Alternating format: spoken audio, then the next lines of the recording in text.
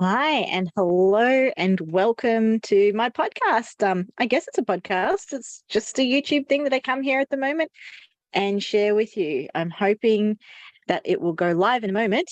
Sometimes it doesn't work, sometimes it does. But at the moment, it looks like it is about to work. Yep, it did. I should check to see if the sound. Yep, the sound is working. Awesome, fantastic. So I'm here today to talk to you a little bit about living and loving. I've been using these affirmation, daily mantra affirmation by Lisa Messenger, to use some inspiration and some ideas, get some ideas in regards to discussing. And I have a couple of affirmations that I want to connect with today, that are all kind of interrelated, and I wanted to share them with you. So the first affirmation is from Drake, and his is live without pretending, love without depending, listen without defending, and speak without offending. Such a powerful quote because it really does talk to us about how we can get the best out of life, right? So let me just repeat that again to you. So if we live without pretending, that means that we get to live authentically, just as we are, without having to be something else, without shoulding or without expecting to be a certain way. We just get to live just pure and organic and original as you are. So that's a really cool way to be. Then love without depending. This is really kind of the crux of what this message I'm trying to get across today is being able to love from within inside. Love yourself first in order to honor others. Because if we can, it's not the, oh, I love myself kind of thing, put myself on a pedestal and squash everybody else. It's the love where we go, um, love somebody else like you love yourself. Because if you are able to give yourself compassion and understanding and, what's the word? Like just just that permission, I guess, permission enough to be able to go, I honor myself and I respect myself enough to be able to not just abandon myself when somebody else needs something, and jump to their whim and, like, fall into people pleasing and all that. Instead, if we're able to rely on ourselves and connect with the love from within, then we don't have to depend on other people to give it to us. But that doesn't mean that we shouldn't have other people in our lives, and it doesn't mean that it's not great to have other people love us and everything like that. But we don't become so reliant. I guess it's kind of talking about like attachments and things like that. So if we have a healthy attachment, it means that we're able to communicate reciprocally, right? I'm not sure if that's a word, but with reciprocity. I probably didn't say that right either. But to be able to give and take in a good balance. So if we do that through love, through a channel of give and take, or um, give, receiving as well, then we're not dependent. We're actually the opposite to dependent, which is like, I guess I'm trying to think of the word. What's the word? When we are responsible. Responsible kind of sounds like a bit of a heavy word, but well, we're independent, right? So we're independent and being able to hold ground and make our own decisions and choose our own path. So we get to still do it with people that we love if we want, but we get to choose, I guess. Choice, right? Choice is one of those things. As children, we are independent of our parents, so we don't have much dependency of our own. We have to depend on other people to provide as kids. But when we get older, we get to choose how we turn up. So anyway, that's loving without depending. Listen without defending. This one is one that's taken me a while to learn, and I'm still learning it, because I'll quite often have a response and a reaction first. I'll want to argue, or something defensive will come up. And sometimes I just have to pause myself and hold on and just go, hold on a second. What are they actually saying? And what is beneath what they're saying? Like, look and listen, like, listen to what they're really saying, because sometimes our first jump to conclusion is not necessarily the right one, or not, it's coming from our place of understanding rather than understanding from their point of view. So stop and listen to what they're saying, and if we feel any defense or any responses that come up within us, that's our stuff going on, that's not theirs. That's our response, that again, if we're responsible, we take on that message, and we listen to what the other person is saying without having to jump back on our side and defend and not even be there for the person who's doing that's sharing and being vulnerable with us. And then speak without offending. Give yourself the benefit of the pause. That works with listening and speaking. Give yourself the benefit of a pause to stop a moment and just think, hold on, will this raise people up or will it bring people down? Because is it really necessary to say something that's going to bring somebody down? What benefits are going to be except to make you feel a little better about yourself and put them down? It's not actually really going to be a nurturing or continuous or healthy way of building yourself up. It's a more of a demoralizing and devaluing way of making you feel better about yourself, which doesn't ever work, really.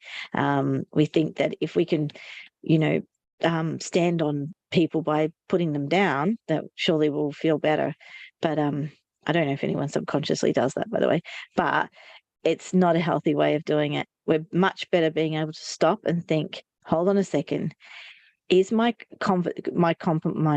it's not a really compliment if it's not nice, but is my conversation or the thing that I'm about to share with this person, is it actually going to be benefiting them, or am I doing it for my own sake? Even things like gossiping. If we want to talk to somebody about something else that someone else is doing, are we actually communicating with those people in order to destroy somebody or in order to get our own popularity? So just reflect and go, okay, is this really what I want to be doing in my pure state? So the little note down the bottom here says, only put out what you want to get back. So if we are in a world of judgment, then all we're going to do is feel judged. If we are in a world of compassion, then all we're going to get is compassion back. Now, that doesn't mean that that's always going to happen, but we're often going to find ourselves in a place there where we can receive, and we're looking for it. So we know that saying, which I'm going to get messed up because I always do. Energy flows where the focus goes. So if we are focusing on looking for evidence of good things, then we will receive good things. If we're looking for evidence of bad things, then we will receive bad things. It's just a natural thing because both exist. I will live a life that is open, vulnerable, and honest. So turning up more authentically you, turning up more beautiful, just the way you are, accepting yourself as you are, and giving yourself some kindness will help definitely by far to grow more kind, more forgiving, more powerful, really, because you start to turn up and experience the life you want to be living, I guess. And the next one is kind of piggybacks onto that, and it's a quote by Night Vale, and it says, if you're ever feeling lonely, just look at the moon. Someone somewhere is looking right at it too.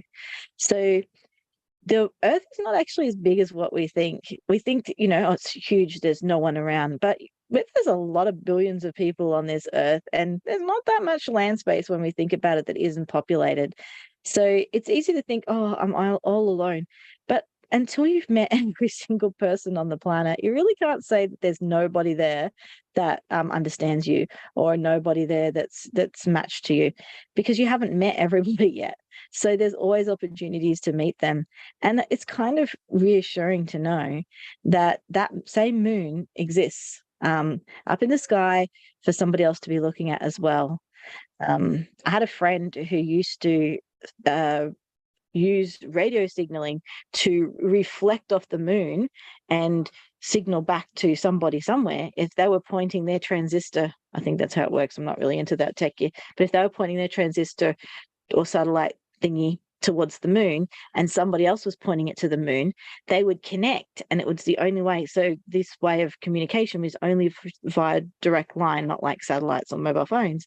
And so you'd have to chance it that that person is connecting at exactly the same time. And it was interesting to find out all the different places that he was able to connect to, of just happened to be pointing at the moon, the same place, the same space as what that person was. So it was kind of cool to think that he was, pointing a particular device. But how many times have you just looked up at the moon and just gone, well, there are thousands of other eyes looking up at it as well. So you're never alone. You're never, ever alone in your experiences. Your experiences may be unique, and you may have like your own version of what's going on, but you don't ever have to be alone. Now, that doesn't mean that you'll necessarily find the person immediately that you need, or find the situation, but until you've tried all those options, never give up. Never ever give up, because you just don't know when the right time comes up.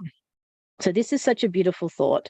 By doing this very small act, you are connecting to another human somewhere on the planet. It's a simple, comforting thing to do.